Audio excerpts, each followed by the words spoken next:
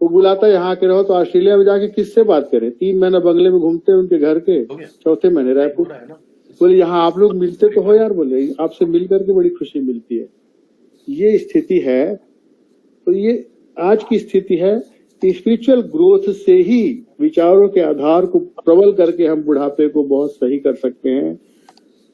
वानप्रस्थ और संन्यास, अर्थ गृहस्थ, बाल मतलब ब्रह्मचर्य, गृहस्थ, वानप्रस्थ और संन्यास, ये 4 स्टेज को गहराई से समझना पड़ेगा। और हमारे आध्यात्मिक मूल्य तो इतने ऊंचे हैं कि ध्यान, योग और आस्था से हम बहुत अपने आप को ऊपर उठा सकते हैं। ये जीवन है या नहीं है, ये जीवन कैसा है। जब एक गहरी आस्था से जुड़ जाता है ये विषय, तो फिर लगता है कि कोई मिला तो ठीक, नहीं मिला तो ठीक। ये दोनों बातें हैं, या तो रचनात्मक हो जाएं या आध्यात्मिक हो जाएं। धन्यवाद। मैं यहाँ पे एक चीज शेयर करना चाहती हूँ पांडित जी। हाँ, मैं जब गृह मंत्रालय में थी और लगातार में जो है मुझे उम्मीद किया जाता था, मेरा रोल डिफाइंड होता था कि हम एक से एक प्रोग्राम बनाए, डीजी, आईजी, पुलिस, तो वो एक काम का जरिया ही अलग होता था। पर मेरे सबकॉन्शियस माइंड पे, मनोवैज्ञानिक होने के नाते, कहीं पर एक इच्छा होती रहती थी कि जब मैं आजाद होंगी इस काम से, लिटरली आजाद, फ्रीडम, तो मैं कुछ और करूंगी। और आज जब मैं बैठ के देखती हूँ 2006 से लेके आज मैंने बहुत काम कर लिया। बच्चे जो लोग अपराधी, बाल किशोर अपराध, बाल अपराधी, इनके बीच में बैठ के इनको घर परिवार को संभाला, माँ बाप को बुलाया, काउंसलिंग किया, बच्चों को रिस्टोर किया, जो मैं गृह मंत्रालय में रह के नहीं कर पाती। और इसके अलावा मैंने काफी किताबें लिखी, आर्टिकल्स लिखे, आज आपके साथ बैठ के बात कर रहे हैं। दिमाग में ये जो अभी अजय जी ने बताया कि हमारे अंदर जो कहीं पर छुपी हुई स्किल है उसको आगे लाना है, क्रिएटिविटी करनी होगी, लोगों को इंगेज करना है। ये हम लोग अपने इस सेमिनार से समझाना होगा कि आप लोग ये मत सोचिए हम बूढ़े हो गए हैं, आप ये सोचिए कि अब हम एक नया जीवन प्राप्त किए हैं, हमें काम करना है, हमें जो हमारे अंदर स्किल है वो हम करके दिखाएंगे और आप देखेंगे लोगों में ये तनाव नहीं रहेगा, एक सेल्फ इम्पोर्टेंस आ जाएगी। ये मेरा विचार है। जी, थैंक यू मैडम आपके विचार। और आप जिस तरह से डायनेमिक हैं वो तो हम लोग को वाकई शिक्षा देने का काम कर रहे हैं कि आप लगे जिस एज में और जितना आप बिजी चलती हैं वो वाकई हम लोग के लिए बहुत प्रेरणादायक है। और हम लोग कोशिश कर सकते हैं कि आने वाले समय में हम लोग भी आप ही के जरा एक्टिव रहें। तो पिछले संडे जब हम लौट रहे थे डॉक्टर गंभीर सिंह जी से मैं वही बात कर रहा था कि सारे प्रोग्राम करने के बाद मैडम अभी किचन पे गई हैं रात को और अपना खाना खुद बना रही हैं in the age of 73-74। It's really salute to you. चलिए इसी का मैं एक मिनट पांडे जी हमारे साथ जुड़ गए हैं, हमारे डॉक्टर रंजीत को दिखाई दे रहे हैं। एक बात आपसे कहना चाहते हैं कि ये मेरे साथ इतने ज्यादा जुड़े रहते हैं, हमें लगता है मेरे परिवार भी इतना नहीं जुड़ता है जितना ये जुड़े रहते हैं। मैंने आज इनको नहीं बुलाया था, आज मैंने इनको नहीं किया था, केवल आपका मैसेज दे दिया था, हमने कहा if you can please come. तो ये है कि इन लोगों से मुझे आप जैसे रंजीत जी हैं, इन लोगों से बहुत प्रोत्साहन मिलता है आगे बढ़ने का। That's it. Thank you ma'am, thank you. Actually Ranjit के बारे में थोड़ा सा रंजीत जी के बारे में अगर आप इस मंच को बता देंगे, क्योंकि रायपुर छत्तीसगढ़ से काफी लोग जुड़े हुए हैं। तो रंजीत जी के बारे में जान लें। हाँ, डॉक्टर रंजीत का मैं थोड़ा बहुत बोलूँ, वो खुद ही अपने को इंट्रोड्यूस करेंगे। डॉक्टर रंजीत जो है फाउंडर हैं सिफ के, that is Sherlock institute of forensic science. और इसके अलावा जो है उसमें तो वो डेली अपने प्रोग्राम्स करते रहते हैं on basically on forensic science. इसके अलावा वो जो है विदेश में भी घूमते हैं, फोरेंसिक साइंस के लेक्चर्स भी देते हैं और इंडिया के अंदर भी जो है बहुत सारे कोर्सेज कराते रहते हैं, उनका हैंड्स फुल है। तो अब यही से मैं करती रहती हूँ। मेरे लिए ये बहुत बड़े पार्टनर नहीं है, हम तो समझते एक फैमिली मेंबर है मेरे। आप जो है रंजीत जी, आप अपना इंट्रोड्यूस कर दीजिए इसमें इनको। Thank you so much ma'am, thank you for आपने मुझे लिंक दिया। एक्चुअली मेरा जो है 5:15 तक लेक्चर शेड्यूल था national institute of forensic science में और government institute of forensic science Nagpur में। तो उससे फ्री होते ही मैं इमीडिएटली ज्वाइन किया एंड मैम ने जैसे बताया कि मैं Sherlock institute of forensic science करके एक हमारी कंपनी है जिसमें हम लोग डिफरेंट तरह की फॉरेंसिक्स रिलेटेड एक्टिविटी करते रहते हैं। एंड अपार्ट फ्रॉम दिस हम लोग रिपोर्ट्स ओपिनियंस भी देते हैं फॉर द कोर्ट पर्पज। हमारी लेबोरेटरी जो है कोर्ट अपॉइंटेड लेबोरेटरी है एंड 2006 से मोर देन हम लोग 30,000 ओपिनियंस डिफरेंट एक्सपर्ट से दे चुके हैं। इन इंडिया भी अब 26 प्लेसेस पे हमारी ऑफिसेज हैं और 150 से ज्यादा एम्प्लॉय हैं मेरे कंपनी में जो काम कर रहे हैं। मेरा शौक होता है कि मैं अलग अलग तरह की लर्निंग एक्टिविटीज करता रहूं एंड वो प्रेरणा स्रोत है सुब्रा मैम। सो अगर कोई मेरे से पूछे कि तुम क्या बनना चाहते हो तो मैं बोलूंगा मैं सुब्रा सान्याल मैम बनना चाहता हूँ, ताकि उस एज में भी मेरे अंदर वो एनर्जी रहे जो अभी मेरे पास है, तो उस एज में जाके वो बढ़ती जाएगी। तो वो मैम वाली एनर्जी मुझे चाहिए। सो थैंक यू मैम सब लोगों से मिलवाने के लिए। एंड आप सब माय प्लेजर। तो आप लोग हमें सपोर्ट देते रहे, मैं करती जाऊंगी। जी जी एंड आई नेवर ओल्ड, कभी नहीं रहेगी। थैंक यू डॉक्टर रंजित जी, आपके बारे में मंच ने समझा जाना और आपके जो आप काम कर रहे हैं उससे हमें वाकई प्रेरणा मिल रही है। मैं इसी बीच में हमारे सीनियर सिटीजन में आते हैं, रिटायर हो चुके हैं, मैं उनसे चाहूंगा कि एक बार हम उनके विचार को सुने। हमारे बीच में रायपुर के यूनानी मेडिकल कॉलेज रायपुर के पूर्व प्राचार्य, पूर्व प्रिंसिपल हैं अख्तर जमा साहब। मैं चाहूंगा कि अख्तर साहब आप आए और थोड़े से अपने विचार रखें कि वृद्धावस्था का जो हमने टॉपिक लिया हो उस पे आपके विचार क्या हैं और किस तरह हम पॉजिटिविटी की ओर वृद्धावस्था में भी रह करके हम सकारात्मक विचारों को लेकर के आगे बढ़ सके और परिवार के लोगों के साथ में तालमेल बना करके रहा जाए, ताकि लोगों को अकेलापन महसूस ना हो और डिप्रेशन के शिकार ना हो सके। अख्तर साहब, सर आपका म्यूट माइक म्यूट है, उसको अनम्यूट कर लीजिए प्लीज। अख्तर जमा साहब,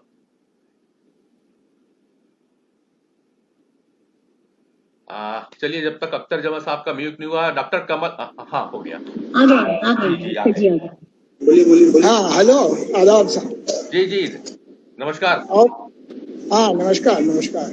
और ठीक ठाक हैं आप नरेंद्र भाई? बढ़िया है। आप हम लोगों की संवाद को सुन रहे हैं। हाँ हाँ। हम आपके अनुभव जानना चाहते हैं कि रिटायरमेंट के बाद आपकी अपनी जिंदगी किस कदर चल रही है और आपके जो मित्र लोग हैं जो आपके समकक्षी रहे होंगे और आज रिटायर हो गए हैं, परिवार का समय गुजार रहे हैं, तो उनका क्या अनुभव है वृद्धावस्था को लेकर के? मैं जो है अब यूनानी प्रैक्टिस भी करता हूँ रिटायरमेंट के बाद। यूनानी का ही प्रिंसिपल भी रहा हूँ मैं, है न?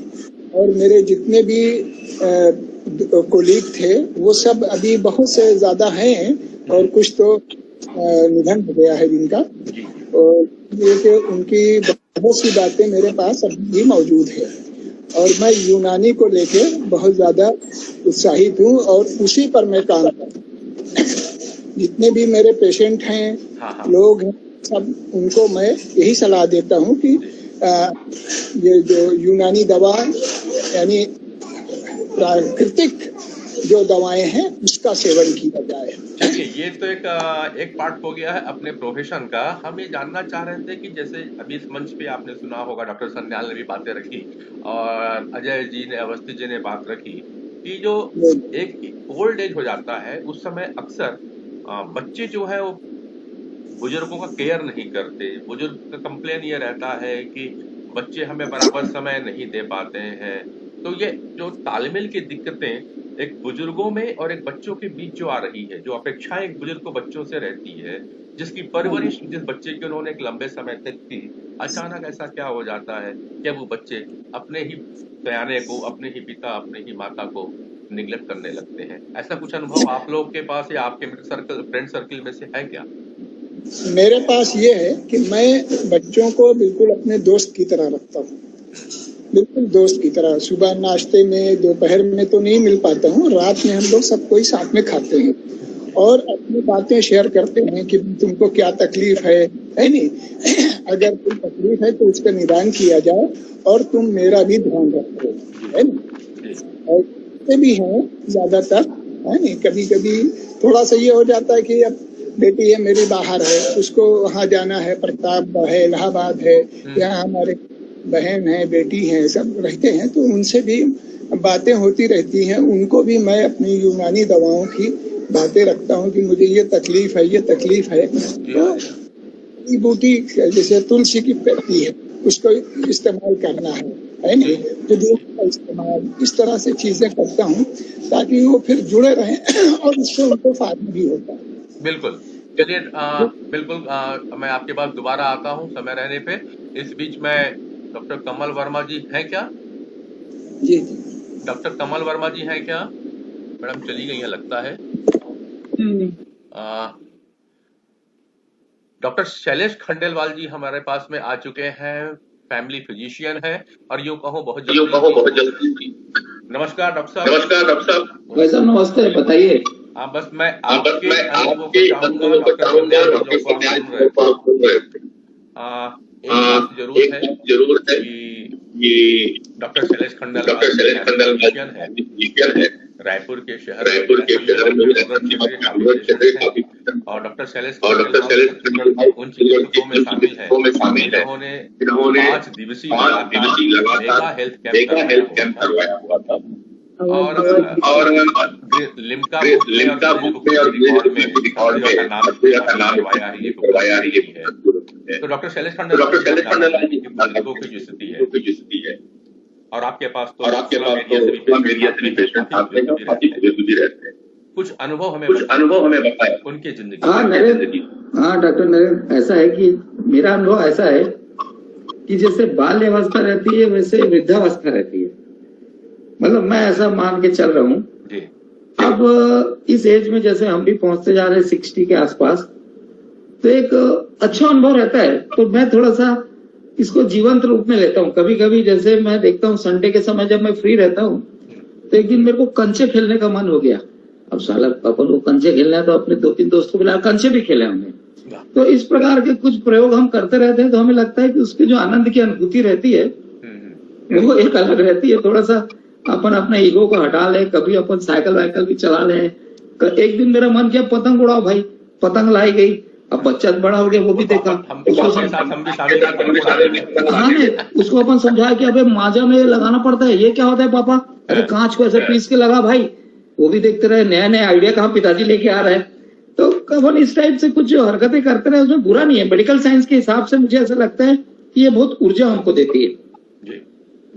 तो इस प्रकार जो रहता है बाल्यकाल और वृद्धावस्था थोड़ा सा सिमिलर रहती है। जैसे आप लेट हो जाओ तो बच्चे पूछेंगे कहाँ इतना लेट कैसे हो गए। मेरा बेटा बोलता है स्कूटर नहीं चलाना, तुम एकदम कैसे दारू पी के टाइप चलाते हो, वो चलाने नहीं देता। तो डॉक्टर शैलेश, इस टाइप से अपने को अनुभव मिल रहे हैं। डॉक्टर शैलेश जी, आपने जो ये बात कही कि बेटे ने टोका, भाई पिछले 25-26 साल तक हम बेटे को टोकते रहे हैं कि बेटा देखो ये नहीं करना चाहिए, तो ये गलत कर रहा है, तो ऐसा करना चाहिए। अब एकदम से बदलाव हो जाता है 60-65 साल की उम्र के बाद, जब आप रिटायर होते हो और बेटा 30-35 साल का होने लगता है, घर की गृहस्थी उसके हिसाब से चलनी शुरू होती है। और जब बेटा टोकता है कि पापा ये आपको समझ में नहीं आता, पापा आपको ऐसा नहीं करना चाहिए, आप देर रात तक घर से बाहर क्यों थे, तो पेरेंट्स को बुरा क्यों लग जाता है फिर? डॉक्टर शैलेश। हाँ, ये सवाल बहुत असल में क्या है, मैं यहाँ पे थोड़ा सा हाईलाइट करना चाहती हूँ कि पांडे जी, अगर आप ये देखें कि जब बच्चे छोटे होते हैं, आप पेरेंट हैं, वो चाइल्ड है, तब आप बच्चों को भी यही इसी तरह बोलते रहते हैं, घर से बाहर इतनी देर कहाँ थे, खेलने में टाइम व्यतीत किया, पढ़ाई कब करोगे, खाना ठीक से क्यों नहीं खा रहे हो, हाथ क्यों नहीं। हम लोग डूज एंड डोंट्स बोलते ही चले जाते हैं। आफ्टर ऑल बच्चे कहाँ से लाते हैं ये सीख? वो आसमान से तो टपक के नहीं आते और ना वहां से लेके आते हैं, वो हमारे ही परवरिश के द्वारा हमसे ही सीखते हैं। जब बच्चे बड़े होने लगते हैं पांडे जी, तब वो हमारे बाप और माँ बन जाते हैं और तब वो हमें सिखाने लगते हैं, पापा आप बाहर कहाँ थे, मम्मी आप हाथ धुल के खाना खाइए, आप इतना क्यों करें। तब हम लोग को बुरा लगता है।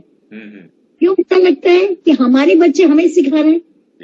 यही से हमें को अपने को सिखाना होगा कि चलो हम अगर प्यार से कहें, उनकी बात सुने, और ये रोल चेंज हो रहा है और कुछ नहीं, ये रोल चेंज हो गया, और समझे कि अब वो हमें समझा रहे हैं और उनको इम्पोर्टेंस दें, प्यार से कहें अच्छा ठीक है बेटा मानते हैं, बच्चे का भी ईगो सेटिस्फेक्शन होगा और हमें भी सुखी मिलेगी।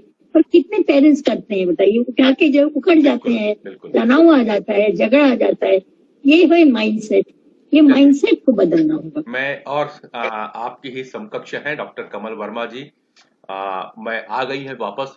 मैं उनकी भी शेयरिंग लूंगा। उन्होंने रूरल एरिया में बहुत काम किया है, बहुत से पेशेंट्स को देखा है।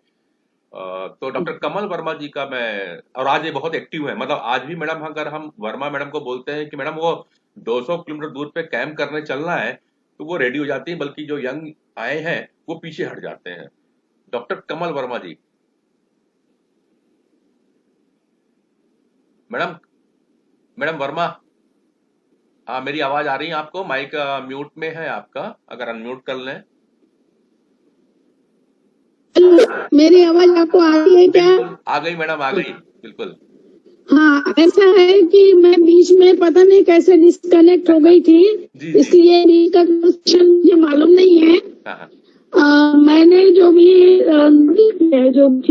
अपने प्रैक्टिस में और बाकी सोशल में, सबसे पहले तो मैं ये कहना चाहूंगी कि जो भी रिटायर्ड हैं उन लोगों ने अपना ग्रुप बनाना चाहिए, फ्रेंड्स, किसी ऐसे एसोसिएशन को ज्वाइन करना चाहिए जहाँ उनको काम करने को और वो लोग बात कर सकेंगे, क्योंकि बात करना और ब्रेन को यूज करना ये करने का बहुत अच्छा तरीका है, इसलिए वो बात करना बहुत जरूरी है। तो गांव में क्या होता है कि जब कुछ एज हो जाने के बाद में एक बूथ बना बिठा दिया जाता है, उनको खाना देंगे, वो लोग सेवा करेंगे। लोग कैसे करेंगे कि वो उनकी पूछ नहीं है वृद्ध लोगों की, बस अपना खाना दे दिए, चिलम भरने की जो भी कुछ करने का ऐसा कर दिए, और जब शादी ब्याह में ही कभी उनको बीच में जो मिलता है वो मिलता है। अदरवाइज उन लोगों से ऐसे बैठ करके बात करना, कंपैरेटिवली गांव में अभी तो जो दी जाती है बुजुर्ग लोगों को, शहर में उतना कम है मुझे जो लगता है। तो ये जो गांव के लोग हैं उन लोगों का बाकी होती है, हेल्थ कोई केयर नहीं होता है, हेल्थ केयर जो है बुजुर्गों में ये बहुत जरूरी है। और साइकोलॉजिकली वो लोग ज्यादा जुड़े, जैसे बताया है अध्यात्म को, मैडम ने बताया, बहुत अच्छा बताया आप लोगों ने, जो भी अभी तक बातें की है वो मुझे बहुत अच्छी लगी कि अध्यात्म से जुड़े इंसान बहुत जरूरी है कि वो अपने आप को अलूफ करते जाता है धीरे धीरे सांसारिक प्रॉब्लम से, और अपने को भगवान से जोड़ता है, या अपने एक्टिविटीज में इंटरनल अपने आप से ही किसी भी एक्टिविटी में, जैसे योगा है, उनके पूजा है, पाठ है, मंत्र जिसको बोलते हैं माला करना, उससे जोड़ करके वो अपना समय जो है वो इस्तेमाल करते हैं। और रहने के बाद अपनी हॉबीज, तो ये बहुत ही इम्पोर्टेंट पॉइंट है कि हमको अपनी हॉबीज जो है उसको डेवलप करना चाहिए, कंटिन्यूएशन काम करना चाहिए। अभी मैं 4 कविताएं लिख डाली हूँ, कविता की मैं कविताएं लिखती हूँ, तो मैंने 4 कविताएं लिख डाली। तो अपने आप को डिप्रेशन से निकालने का एक क्रिएटिव वर्क होना चाहिए इंसान के साथ में। और मुझे लगता है कि जैसे मैं बहुत सारे एसोसिएशन से ज्वाइन की और उनको करती हूँ, वे सबने काम करना चाहिए ताकि 4 लोगों के बीच में, फ्रेंडशिप के बीच में एक तो बातें शेयर होती है, प्रॉब्लम शेयर होती है, उसकी सॉल्यूशंस मिलते हैं। शहर के लोगों के लिए खास करके जरूरी है, वैसे गांव में तो बहुत हमने देखे हैं कि चौपाटी है या प्रोग्राम्स होते हैं, तो वहाँ पर बैठ करके लोग आपस में बातें करते हैं, परंतु गांव के लोग जो है वो बहुत हो जाते हैं, उनको उनके स्वास्थ्य पर ध्यान देने वाला कोई नहीं है या बहुत कम होते हैं।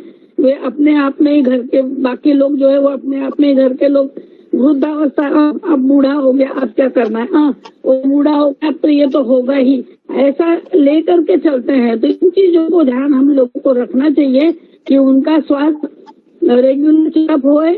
और जितने भी सोशल ऑर्गेनाइजेशन है उन्होंने इस बात के लिए जोर देना चाहिए कि गांव के लोगों का प्रॉपर एग्जामिनेशन, ट्रीटमेंट होना चाहिए। गाँव में जाकर के ज्यादा करने की जरूरत है। कई लोगों के कैटरेक्ट पक जाते हैं, फूट जाते हैं, खराब हो जाती है आँख, तब भी उनका कैटरेक्ट ऑपरेट नहीं होता है। मैं जब मैडम सेठ के साथ में गांव में जाकर के कैंप करती थी तो मैंने देखी, एक लेडी आई थी, उसको बोले कैटरेक्ट है, उसने बोली मैडम इसका ऑपरेट कराना। वो बोली मेरे कार लेकिन मेरे लड़के लोग मेरे को नहीं ले जाएंगे। ये समस्या है।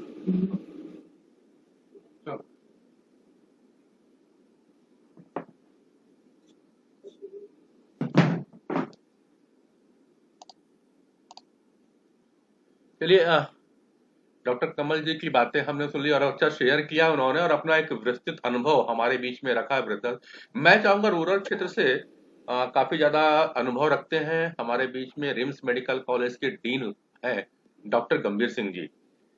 मैं डॉक्टर गंभीर सिंह जी को आमंत्रित करूंगा और उनसे ये समझने का प्रयास करेंगे कि शहरी क्षेत्र में जो वृद्ध लोग हैं उनकी जीवन शैली कैसी है और ग्रामीण क्षेत्र में खास करके वो ट्राइबल और वनांचल जो क्षेत्र जहाँ पे छत्तीसगढ़ जिसके लिए जाना जाता है उस क्षेत्र में वहां के लोगों की जीवन शैली कैसी है। डॉक्टर गंभीर सिंह जी, माइक म्यूट में है सर, अनम्यूट कर लें प्लीज। जो पार्टनर है, सपोज करें कि अगर हम हमारे दादा दादी की बात करें, अगर दादी किसी बीमारी से या अनायास ऐसी अगर उनकी मृत्यु हो जाए तो जो दादाजी होते हैं वो उनको वहां पर दिक्कत होती है, चाहे भले बाकी टाइम में वो बेहतर उनकी लाइफ स्टाइल होती है, क्योंकि उनकी जो एक लाइफ जीने की जो शैली है, एरोगेंसी रहती है, घर को चलाते हैं वो, तो वो अचानक से पार्टनर के चले जाने से वो बहुत ही थोड़े से कमजोर हो जाते हैं। एक ये बड़ा तथ्य है, इसको किसी बड़े अच्छे साइंटिफिक मैगजीन में भी छपा हुआ था और ये दिक्कत होती है। पर्टिकुलरली जो हमारी जो दादी होती हैं या माँ होती हैं, वो अगर बेटा है या बेटी है उसके साथ में वो एडजस्ट कर लेती है, वो बड़ी उनमें एक ये नेचुरल सी चीज होती है। तो एक ये पक्ष आप सब लोगों के बीच में रखना चाह रहा था। जहां तक सवाल गांव और शहर का है, तो एक जो 60 साल के बाद में हम मेडिसिनल एक एज जीते हैं, उसमें जो भी उम्र रहती है हमारी, फिर चाहे वो 70 साल जाए 80 साल जाए, वो सभी दवाइयों से संबंधित रहती हैं, दवा खा रहे होते हैं। अब पहले ऐसा ये शहरों में होता था, लेकिन अब ये गांव में भी हो गया है। वहां पर भी अगर हम पर्टिकुलरली डायबिटीज को देखें, हाइपरटेंशन को देखें, तो वहां पर भी ये आने लगा है। कई सारे जो चीजें हैं, पर्टिकुलरली जो डायबिटीज है वो हमारे खान पान से भी संबंधित है। यहाँ पर ये जो एज ग्रुप है 60 के बाद की जो प्लानिंग है हमारी, वो किसी भी बहुत कम लोगों के पास में रहती है। जैसे अभी तमाम लोगों को सुना, मैंने अजय भैया को सुना, कमल मैडम भी बोल रही थी कि परिवार में जैसे बच्चा रहता है, परिवार में जो भी दिक्कतें जो आ रही हैं, हम यहाँ पर जो अभी डिस्कस कर रहे हैं, सब लोग प्रॉब्लम है ये बता रहे हैं और अपने व्यक्तिगत अनुभव के आधार पर ये बता रहे हैं कि उनको इस ढंग से ठीक किया जा सकता है। लेकिन एक बड़े अगर उसमें जाएं तो थोड़ी से हम सच्चाई से काफी दूर हैं। काफी पेपर में आप पढ़िए रोज उठा के कि वृद्धाश्रम में इसको छोड़ दिया, वृद्धाश्रम में ये दिक्कत हुई, वहां पर ये सारी जो चीजें हैं। अगर ऐसा होता कि सबके घर में सभी माँ बाप का ध्यान रख रहे हैं, बच्चों के साथ हमारे फ्रेंडली एनवायरनमेंट है, तो ये वृद्धाश्रम नहीं चलते। खासकर आप रेलवेज में चले जाइए, रेलवे स्टेशन में, वहां पर आपको बहुत सारे ऐसे बड़े 60 साल के ऊपर के ऐसे लोग मिल जाएंगे जो बैठे हुए हैं, जो अमूमन वो बेघर नहीं होने चाहिए, मजबूरी में मांग रहे हैं, वो पहुंचे नहीं है, मतलब जो ओल्ड एज होम है, ऐसे सारे जो चीजें हैं, तो उनको कोई नहीं देखने वाला, वो इतने मजबूर हैं। समाज की ये स्थिति है। और अगर इस पे सही में हमें आत्ममंथन करना है, चिंतन करना है, तो हमें थोड़ा सा पीछे जाना होगा। जब एक किसी व्यक्ति का मैं उदाहरण लूं, चाहे वो बिजनेसमैन हो, चाहे वो जॉब कर रहा होता है, वो उसको उस समय तक पता नहीं रहता है कि मैं 60 साल के बाद में जब होऊंगा और अचानक से जब मेरे बच्चे इस्टेब्लिश हो जाएंगे, जिनको मैं इस्टेब्लिश करने के लिए सारी अपनी क्षमता लगा रहा हूं, अचानक से उनमें परिवर्तन आएगा। इस परिवर्तन के लिए ये व्यक्ति तैयार नहीं रहता, उसकी कोई प्लानिंग नहीं रहती है। ये एक बहुत कटु सत्य है। दूसरा, जैसे कोई अगर बिजनेसमैन है तो वो बिजनेसमैन 60 के बाद में अपने बेटे को बोलता है कि बेटा अब आप इसको संभालो, मेरे को थोड़ा सा आराम करना है। जैसे ही वो संभालना शुरू करता है चीजें एकदम से बदल जाती हैं, क्योंकि उसके पहले उसकी कोई प्लानिंग नहीं होती कि मैं अगर आज दुकान में नहीं जा रहा हूं तो मैं क्या करूंगा, किसके पास बैठूंगा, कौन से मेरे दोस्त होंगे। इन सारे चीजों के लिए मैं तो इस मंच के माध्यम से बोलना चाहूंगा कि जैसे बाकी सारी चीजों का भारत सरकार ने कमीशन बना रखा है, ऐसी जेरियाटिक कमीशन होनी चाहिए। एक आयोग जब तक ना हो वहां पर इन सारे चीजों को, क्योंकि सपोज करें एक आदमी जिसको दवाई की जरूरत है 60 साल में, अब वो अचानक से घर से बाहर हो जाता है, माँ बाप उसको जो बच्चे हैं वो ध्यान नहीं देते, उसको दवाई कौन देगा? वो खुद दवाई नहीं खा सकता, दवाई नहीं ला सकता। अभी अजय भैया बोल रहे थे कि हर जगह में डॉक्टर उपलब्ध हैं, डॉक्टर अपने लिए काम कर रहा है। वो कभी भी किसी क्लिनिक में, मैं डॉक्टर हूं, मैं जानता हूं बहुत कम डॉक्टर ऐसे हैं जो ये कहते हैं कि ठीक है भाई, एक आदमी आया हुआ है 60 साल के ऊपर का है, पहले उसको ध्यान दो। वो भी लाइन में लगेगा वहां पर, और हमें नहीं पता है कि वो किस अवस्था में होगा।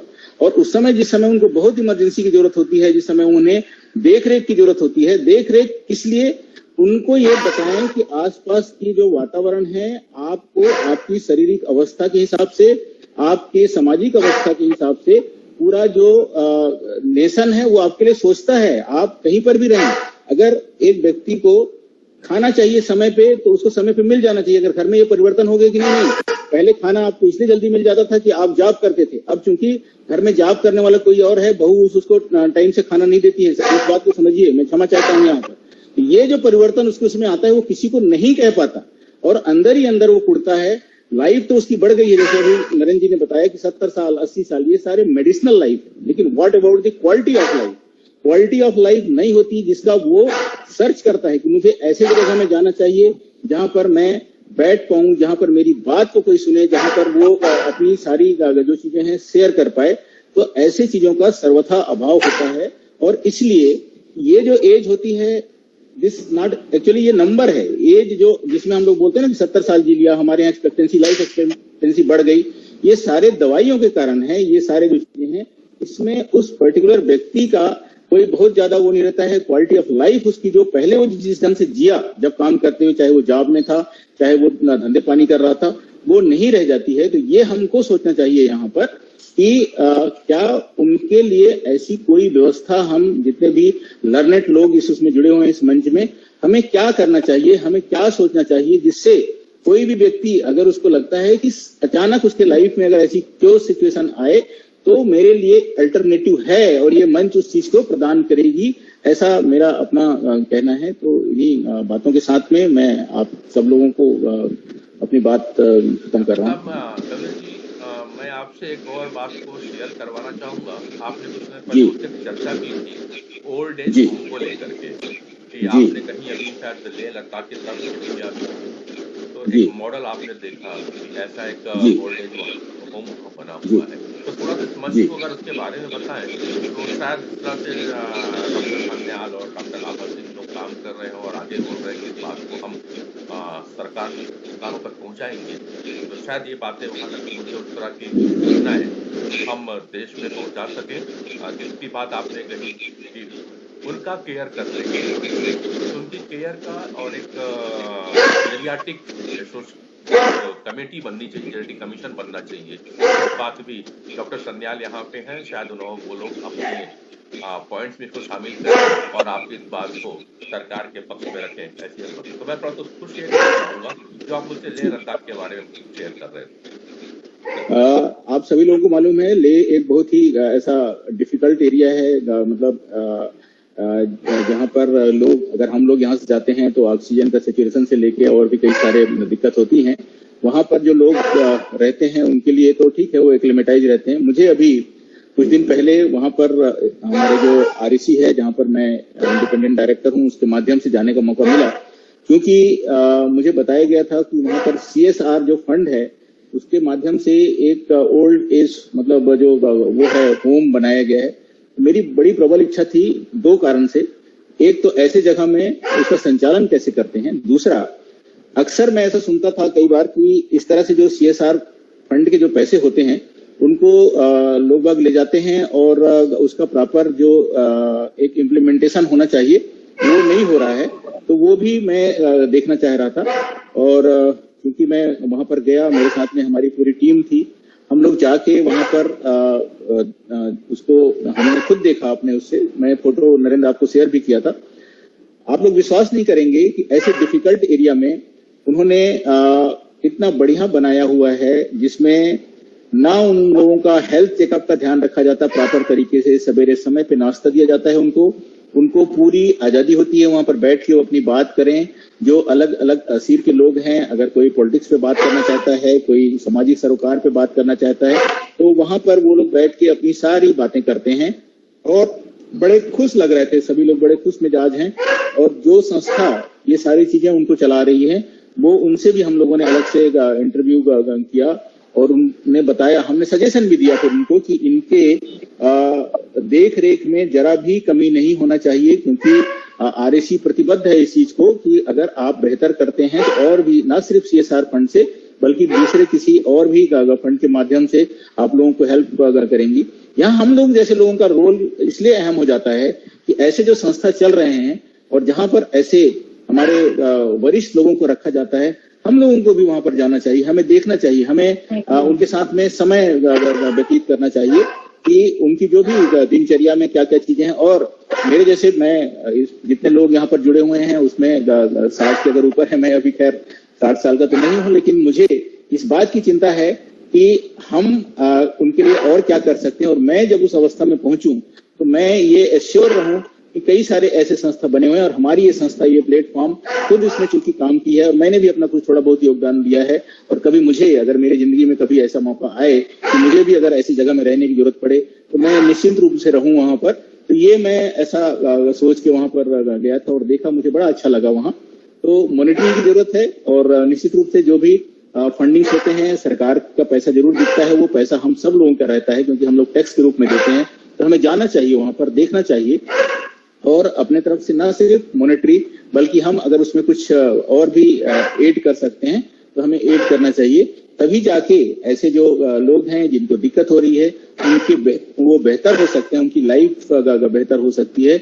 उनकी समस्याओं को सुनना चाहिए, हमें उनसे बात करना चाहिए, उनके अनुभव शेयर करना चाहिए। वो हमें जो भी बताएं, गागर में सागर है निश्चित रूप से।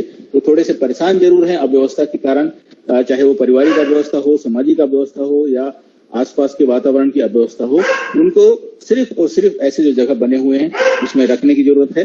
तो अगर ये थोड़ा सा प्रयास किया जाए सब लोगों की तरफ से मिलके, तो मैं नहीं समझता कि ये हमारे जो वरिष्ठ लोग हैं ये भी बहुत अच्छे से अपनी लाइफ बसर कर सकते हैं। कुछ भी अगर परेशानी हो उसको स्वीकार कर सकते हैं और वो संतुष्ट रहेंगे। Thank you doctor. मैं डॉक्टर गंभीर एक बात पूछना चाहती हूँ। आप रूरल एरिया में काम करते हैं, वहाँ पे डिमेंशिया नाम की जो बीमारी है, dementia with age it come, जी मैम, ये जो है देखा जाता है कि एज के साथ ये धीरे धीरे नहीं भी आए तो घर वाले कहते हैं इसको डिमेंशिया हो रहा है। हो सकता है डिमेंशिया नहीं है, एब्सेंट माइंडेडनेस है, किंतु उसको डिमेंशिया का लेबलिंग दिया जाता है। ये आपकी परसेप्शन में आप क्या सोचते हैं, आपके विचार में क्या डिमेंशिया नाम की चीज गांव में है लोगों के बीच में? नहीं मैम, ये एक पर्सनालिटी डिसऑर्डर है। और मेरा फिर से एक बहुत स्पेसिफिक पॉइंट जो मैं मेंशन कर रहा हूँ, ना सिर्फ शहर में बल्कि गांव में एज की एक अपनी प्रोसेस होती है। उसमें 50 प्लस में कभी भी इस तरह से अगर बदलाव आते हैं, जैसे आपने बिल्कुल सही कहा, तो अब आपको कब टैग कर दिया जाएगा जिस समय ये आपकी बदकिस्मती है कि घर वालों ने अगर आपको ध्यान नहीं देना है तो उन्होंने कह दिया अरे अब तो बुलाता है, ये भूल जाता है, इसको कुछ याद नहीं रहता है। अगर एक व्यक्ति ऑफिस में आप चले जाइए, वहां पर काम कर रहा है, उनकी उम्र हो सकता है 56 साल हो, 58 साल हो, वो उनमें भी थोड़ी बहुत ये चेंजेस आते हैं क्योंकि उस समय वो कमाऊ रहता है मैडम, काम कर रहा होता है, घर में भी भूल जाता है कई बार, क्यों मेरा जूता किधर है, मैं जा रहा हूँ। उस समय बच्चे दौड़ दौड़ के लाके उसको दे देते हैं। वो जिस दिन रिटायर होता है, आप समझिए उसकी ग्रेजुएटी और वो सारी चीजें, और जिस दिन सब कुछ की अब ये कुछ नहीं है इसका जो भी है, उस दिन से अचानक ये बदलाव शुरू होते हैं। ये पहला मैं बोल दूं। दूसरा, जो अभी आपने कहा कि गांव में अभी लोगों को ऐसे जो चीजें होती हैं कि वो उनमें भी ये भाव आता है, अरे मेरे को याद नहीं आया, पता नहीं वो कौन सा गांव था, उसका क्या नाम था, ये सारी चीजें वहां पर भी होती हैं। तो लेकिन गांव का जो वातावरण है, एक चीज है मैम जो अभी भी नेचुरलिटी बनी हुई है, वो ज्यादातर अपने बच्चों और उसमें वो निर्भर इसलिए नहीं होते कि पास पड़ोस के जो लोग हैं वो सारे जो चीजें हैं अभी भी वहां पर एक संयुक्त परिवार और संयुक्त जो विचार का एक वातावरण अभी बना हुआ है, पता नहीं वो कितने दिन तक चलेगा। तो अगर कोई व्यक्ति परेशानी में है तो पड़ोसी भी उसको मदद करने के लिए तैयार रहता है। तो गांव में ये इतना प्रबल रूप में नहीं आता जितना कि शहरों में आता है, क्योंकि शहर में आदमी यही कहता है कि आपाधापी की लाइफ है, मेरे को तो ऑफिस जाना है, मैं अपने माँ बाप को अभी तुरंत ऑफिस में हॉस्पिटल नहीं ले जा सकता, दवाई ले लेना, अगर नहीं ले पाया तो उसी को दोष देता है कि बोल के गया था ना, दवाई क्यों नहीं लिया। तो ये चीज थोड़ी सी अभी गाँव में नहीं है। और गाँव के जो लोग हैं मेडिसिन में अभी उतने निर्भर नहीं है जब तक कि कोई बहुत ही क्रॉनिक किस्म की बीमारी ना हो जाए। लाइक जैसे हाइपरटेंशन भी अगर है तो वो बड़ा एकदम से रेगुलर दवाई खाता हो जरूरी नहीं है, मेंटेन रहता है उसकी, क्योंकि वहाँ की आबो हवा और बाकी सारी चीजें प्रकृति ऐसी रहती हैं। लेकिन हाँ, धीरे धीरे अब वहां पर भी गाँव में भी ये वातावरण दूषित हो रहे हैं और वहां पर भी जो बीमारी पहले नहीं होती थी वो देखने को आ रहा है। इसलिए समय रहते हमें यहाँ पर शहर के अतिरिक्त गांव के बारे में भी सोचना शुरू कर देना चाहिए, क्योंकि गांव में जो लोग रहते हैं वो भी मतलब वैसे ही इंसान हैं जो कि शहर में रहते हैं। तो अगर हम सबको सारे पूरे एक नेशन को ध्यान में रखते हुए अगर आज से एक इसमें अपनी सोच और एक ठोस रणनीति अगर बनाते हैं तो वहाँ की जो लोग हैं उनको भी बेहतर तरीके से एक वातावरण हम लोग दे सकते हैं। अदरवाइज धीरे धीरे तो आदत गाँव वालों को भी अब शहर की पड़ने लगी है मैडम। अब वो भी हाँ जी ऐसा है पांडे जी, मजुमदार जी भी आए हुए हैं। मैं एक बात सोच रही थी, डॉक्टर रंजीत पता नहीं है या गए। Doctor Ranjit, crime against elderly बहुत होता है, घर में मार के चले जाते हैं। अभी एक केस आया था टाइम्स ऑफ इंडिया में, दादी और दादी की पोती को मार के, घर वाले ही किसी ने मार के रहे, दादी का दिखाया जा रहा है कि गले को स्ट्रैंगुलेट किया है। मतलब उनकी 90 साल की उम्र, दांत और मुंह निकल आए हैं। तो क्योंकि डॉक्टर रंजीत फॉरेंसिक साइंस से जुड़े हुए हैं, मैं ये जानना चाह रही थी, वो शायद है नहीं यहाँ पे, हम लोग चले गए हैं।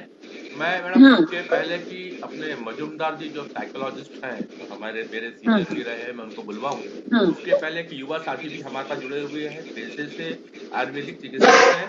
हमारे छत्तीसगढ़ में न्यायधानी के नाम से मशहूर है जिला बिलासपुर, वहाँ के आयुर्वेदिक मेडिकल कॉलेज में आप प्रोफेसर हैं।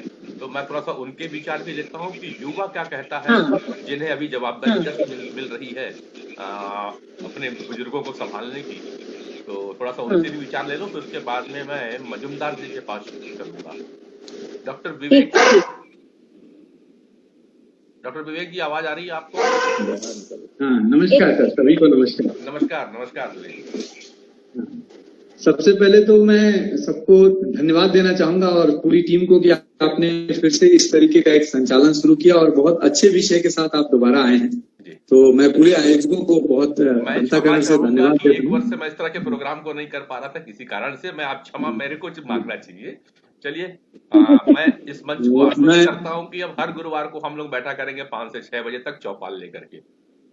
जी, काफी लर्नेड लोग और आज की जो इस बैठक में लोग उपस्थित हैं और उनको मैं सब मेरे सीनियर्स हैं और काफी अच्छे ढंग से मैडम ने अभी सारी बातें रखी, गंभीर सर ने बहुत अच्छे से पॉइंट्स रखे। मैं सिर्फ यहाँ पे 2 बातें रखना चाहूंगा कि वास्तव में ये जो सकारात्मक बुढ़ापा है इसको 2 दृष्टि से देखना बेहतर होगा। तो बुजुर्ग हो रहे हैं या बुजुर्ग हैं उनकी दृष्टि से, और जिनके लिए वो बुजुर्ग हैं उनकी दृष्टि से। ये 2 पहलू यहाँ पे विशेष तौर पर है कि एजुकेशन या अवेयरनेस ये दोनों लेवल पे होनी चाहिए। हम जैसे जैसे हमारी वास्तव में मेरा विज्ञान आयुर्वेद का है, तो आयुर्वेद प्रकृति से जुड़ा विज्ञान है। तो वास्तव में एज क्या होती है, प्रकृति का हमारे शरीर के ऊपर होने वाला प्रभाव है, या हमारा शरीर इस बाहर के वातावरण के होने वाले परिवर्तनों को कितने अच्छे से अपने साथ टैकल करता है। अपनी जो सेल्स हैं, जो टिश्यूज हैं, जो ऑर्गन्स हैं, जो सिस्टम है, वो उसको कितने लेवल तक टॉलरेट कर लेता है हेल्दी कंडीशन में, वही हमारी एजिंग होती है। तो एक व्यक्ति को भी अपने स्तर से ये पता होना चाहिए कि उसके शरीर में समय के साथ क्या परिवर्तन होने वाले हैं। ये शारीरिक ही नहीं है, शारीरिक मानसिक दोनों भावों में परिवर्तन जो देखने को मिलते हैं उनके बारे में हमें अवेयर रहना चाहिए। जैसा कि अभी सर ने कहा कि बहुत सारी ऐसी कंडीशंस हो रही हैं, समाज में भी परिवर्तन हुए हैं और व्यवस्थाओं में ऐसी चीजें हो गई हैं कि अब पुरानी जैसी व्यवस्थाएं नहीं रही हैं। हमें हमारे जो प्रोफेशन है वो बदल गए हैं, हमारा समाज बदल गया है। लेकिन फिर भी अगर देखें तो वास्तव में जीवन का अभी भी हमारा जो साइकिल है या हमारा जो बेसिक चीजें हैं उसमें कोई परिवर्तन नहीं हुआ। हमारी सोच का जो मूल दायरा है वो वही है। तो अगर एक व्यक्ति ये विचार कर ले, आयुर्वेद ने हमारी उम्र को 3 भागों में बांटा है और उसी तरीके से हमारी शारीरिक मानसिक गतिविधियां या हमारे शारीरिक मानसिक विकास को भी बांटा है।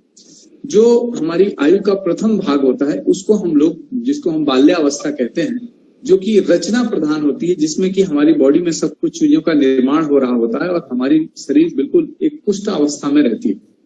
उस समय हमारा बल और हमारी शारीरिक और मानसिक स्थितियां एक सुदृढ़ कंडीशन में होती है। आयुर्वेद ने इसको बाल्यावस्था या कफ धातु से या दोष से बनी हुई अवस्था कहा है। तो ये जो अवस्था होती है वास्तव में प्रकृति में जो हम पोषण प्राप्त करते हैं उसमें जो नींद की स्थिति होती है उससे इसका स्थापन होता है। और जो हमारी दूसरी अवस्था होती है जिसको कि हम मध्यम अवस्था कहते हैं, या यूं कहिए कि हमारे ये मध्यमा अवस्था जो होती है वो हमारे आहार इत्यादि के संतुलन से नियंत्रित होती है और इसमें हमारी जो परिवर्तन करने वाली पित्त धातु होती है वो सक्रिय स्थिति में रहती है। तो यहाँ पे अगर हम इसको सही ढंग से समझें तो कुछ चीजों का अच्छे ढंग से नियंत्रण करके हम इसमें स्वास्थ्य के स्थिति में अपने आप को बेहतर रख सकते हैं। अब चूंकि आज का विषय जो है उसके बारे में बात करते हैं, जो हमारी आयु का सबसे महत्वपूर्ण अवस्था होती है जिसको कि हम जरा अवस्था कहते हैं, जिसको कि सामान्य बोलचाल में बुढ़ापा कहते हैं। वास्तव में ये जो अवस्था होती है ये क्रिया प्रधान होती है। ऐसी अवस्था में हमारे शरीर में टूट फूट की प्रक्रियाएं बढ़ जाती हैं, निर्माण की प्रक्रियाएं कम हो जाती हैं और जो क्रियात्मक भाव है वो सक्रिय हो जाते हैं। इसके वायु या वात की अवस्था कहते हैं। और ये हमारे, जैसा कि हमारा जो बाल्यावस्था है वो नींद के माध्यम से नियंत्रित होकर हमारे शरीर का पोषण करती है, मध्यमा अवस्था हमारे आहार के माध्यम से नियंत्रित होकर हमारे शरीर का पोषण करती है, वैसे ही हमारी जो जरा अवस्था है वो हमारे विचार और हमारे ब्रह्मांड या हमारे संसार के साथ या हमारे समाज के साथ हमारा जो संपर्क है उसके साथ हम कैसे जुड़े उससे हमारा पोषण होता है। तो यहाँ व्यक्ति को बहुत ज्यादा चीजों की जरूरत नहीं रहती है, जैसा कि गंभीर सर ने कहा और उसके पहले भी सर लोगों ने कहा कि वैचारिक रूप से आनंद प्राप्त हो या समाज में उसको आनंद की प्राप्ति हो, ऐसी जरा अवस्था की मूल आवश्यकताएं रहती है। तो हमें अपने जो, अगर हम एज ए बुजुर्ग की अहमियत के साथ समझे तो हमें इस स्थिति में आनंद की ज्यादा जरूरत रहती है। वो आनंद किसी स्थिति से हो सकता है, किसी खेल कूद से हो सकता है, किसी मित्र से हो सकता है, किसी प्रकृति से जुड़े कार्य से हो सकता है, किसी गीत संगीत से हो सकता है, ये अन्य अन्य लोगों की अन्य अन्य अपनी अपनी रुचि हो सकती है जिससे उसको आनंद मिलता है। तो इस बात पे हमको बहुत ध्यान देना चाहिए कि हमारे शरीर के ये जो परिवर्तन है इनको हम बेहतर तरीके से टैकल कर पाए। इसके लिए हमें ये जानना जरूरी है कि हमारी किस अवस्था में किस भाव की प्रधानता रहती है। तो अगर इसीलिए भारतीय परंपरा में अगर आप देखें तो जो ये जरा अवस्था है उसको नियंत्रित करने के लिए अच्छे मित्र, अच्छे समाज, अच्छे सांस्कृतिक और धार्मिक अनुष्ठान, अच्छे रीति रिवाज और इस तरीके से समय समय पे अनेक तरीके के खेलों और इत्यादि का अनुष्ठान, या आज के समय में जो हम योग इत्यादि जो भी करते हैं, ये सारे जो क्रियाकलाप हैं ये हमको प्रकृति से जोड़ते हैं और यही हमको उत्तम स्वास्थ्य यहाँ पे दे सकते हैं। तो ये मैं एक पहलू रखना चाहता हूँ कि अब एक बुजुर्ग के लिए ये बहुत जरूरी होता है कि अपने शरीर की इस अवस्था में उसको बल कहाँ से प्राप्त होगा, उसके लिए एक विचार होना चाहिए कि हाँ वो इस प्रकृति या इस समाज में अपने लिए अपनी सुदृढ़ स्थिति कैसे कर सकते हैं। क्योंकि एक जरा या ये जो है ये सकारात्मक हो, इसके लिए हमको उसकी स्वाभाविक प्रक्रिया का ज्ञान होना चाहिए और ये हमारी एक स्वाभाविक प्रक्रिया है, हम सभी को इससे गुजरना है और हम सभी इसकी स्थिति में जाते हैं। तो अगर हमको इसका आकलन, जैसे हम अपनी आर्थिक स्थिति का मैनेजमेंट करते हैं वैसे ही हमको अपनी स्वास्थ्य की स्थिति का भी मैनेजमेंट करना चाहिए। तो अगर हम ये स्थिति का आकलन हमको मध्यमावस्था या युवावस्था से ही रहे तो हम शायद इन सब चीजों में बड़े सकारात्मक तरीके से आगे बढ़ सकते हैं। तो ये बात मैं एक मरीज या यूं कहिए कि एक जरा रोगी या जरा की कंडीशन में पहुंच रहे व्यक्ति के विशेष के लिए क्या आवश्यक है उसके लिए कहना चाहता था। अब यहाँ दूसरा पहलू उत्पन्न होता है, एक परिवार जिसके यहाँ बुजुर्ग हैं या जो युवा हैं या जो मध्यम वर्ग के लोग हैं जो बुजुर्गों के साथ अपना सामंजस्य बिठा रहे हैं, उनके लिए भी यहाँ पे बहुत महत्वपूर्ण चीजें हो जाती कि जो हमारी यही शिक्षाएं और यही चीजें अगर हम अपने परिवार के अंदर में डालें, और आजकल की जो स्थितियां हो गई हैं इसका बहुत नुकसान और फायदा दोनों है हमारे लिए। संयुक्त परिवार नहीं होना, एक साथ नहीं रहने की स्थिति होना, इन सब के लिए बहुत उत्तरदायी है कि हम अपने जो भाव है वो अगली पीढ़ी में ट्रांसफर नहीं कर पा रहे हैं। लेकिन फिर भी एक डॉक्टर के नाते मैं यहाँ पे ये कहना चाहूंगा कि हमें अपने बच्चों को अपने अगर हम ये मध्यमा अवस्था में हैं तो हम अपने पेरेंट्स के साथ किस तरीके से पेश आते हैं, हमारी जो उनके साथ जो मनोभाव है वो उनके ऊपर गहरा प्रभाव पड़ता है। तो हम अपना खाली समय अपने परिवार के साथ, अपने बड़ों के साथ कैसे बिताते हैं, अपने ही बड़े नहीं, अगर वो हमारे परिवार के नहीं है और कहीं से भी हमारे साथ जुड़ते हैं, हमारे समाज के हैं, हमारे शहर के हैं, हमारे मोहल्ले के हैं, उनके साथ भी हमारा जो बर्ताव होता है वो हमारी जो युवा पीढ़ी है उसके ऊपर बहुत गहरा प्रभाव डालता है। तो यहाँ पे एक मैं ये कहना चाहूंगा कि जो मध्यम वर्ग की स्थिति है उनके लिए ये अगर हम अपने डे टू डे, जिसको हम दिनचर्या कहते हैं, अगर हम इसकी एक्टिविटीज में अपने इन सारी चीजों को ले आए तो शायद हमारी युवा पीढ़ी जो कि आगे चल के मतलब न्यूक्लियर फैमिली की तरफ बहुत बढ़ती जा रही है, धीरे धीरे सब लोग जो है आइसोलेटेड होते जा रहे हैं, उनके अंदर एक भाव हमेशा रहेगा कि नहीं, हमें इसकी केयर करनी चाहिए और हम अपने उसमें अपने परिवार में अपने बुजुर्गों के साथ उनके अनुभवों से बहुत बड़ा लाभ प्राप्त कर सकते हैं। क्योंकि भारत की यह परंपरा रही है कि भारत में हम सभी कार्य प्रत्यक्ष से नहीं करते हैं, हम बहुत सारा कार्य दूसरों के अनुभवों को लेके गुरु शिष्य परंपरा से करते हैं। गुरु मुख वाहिद शास्त्र रहा है हमारा, तो उसका एक लाभ ये होता है कि वर्षों का अनुभव हमें बड़े आसानी से प्राप्त हो जाता है और फिर जो हमारा खुद का प्रैक्टिकल होता है वो उन अनुभवों के साथ जुड़ जाता है और हमको बड़े कम परिश्रम से ज्यादा लाभ देखने को मिलता है। तो इन बुजुर्गों की समाज में इतनी महत्व आवश्यकता भी है, ये हमें आज की युवा पीढ़ी के लिए हमको समझना होगा कि उनके जीवन के स्व अनुभव रहे हैं उसको हम नजरअंदाज नहीं कर सकते, और अगर हम उसको ध्यान नहीं देते हैं तो कहीं ना कहीं जीवन के किसी न किसी पड़ाव पे हमको कठिनाइयों का सामना करना पड़ सकता है। तो ये एक मेरा 2 भागों में मैं अपनी बात को रखना चाहता था और मैं ज्यादा यहाँ पे समय नहीं लूंगा और यहाँ इतना ही कहना चाहूंगा कि सामंजस्य दोनों तरफ से रहना चाहिए, जैसा कि युवा पीढ़ी की भी जिम्मेदारी है और जो बुजुर्ग हो रहे हैं वो भी देखें कि समय के साथ हमारे परिवर्तनों में हम किस तरीके से सहज तरीके से आनंदित होते हुए वहां अपने आप को सेट कर सकें। ये आज की महती आवश्यकता है। मैं इतना कह के अपनी वाणी को विराम देता हूँ और मैं धन्यवाद देता हूँ। कुल मिलाकर के आपने बात रखी कि हम प्रकृति, हमारा जो शरीर है वो प्रकृति से बना हुआ है, प्रकृति से निर्मित शरीर है, चाहे मन हो और चाहे तन हो। तो जिस तरह से एज बढ़े उस तरह हमें प्रकृति के करीब रहना, अगर हम चलते चले गए और इस भाव को चले गए कि तन से ज्यादा माया लगाना नहीं, मोह करना नहीं, तो शायद दुख कम होगा और एक सामंजस्य बनाया जा सकता है। यदि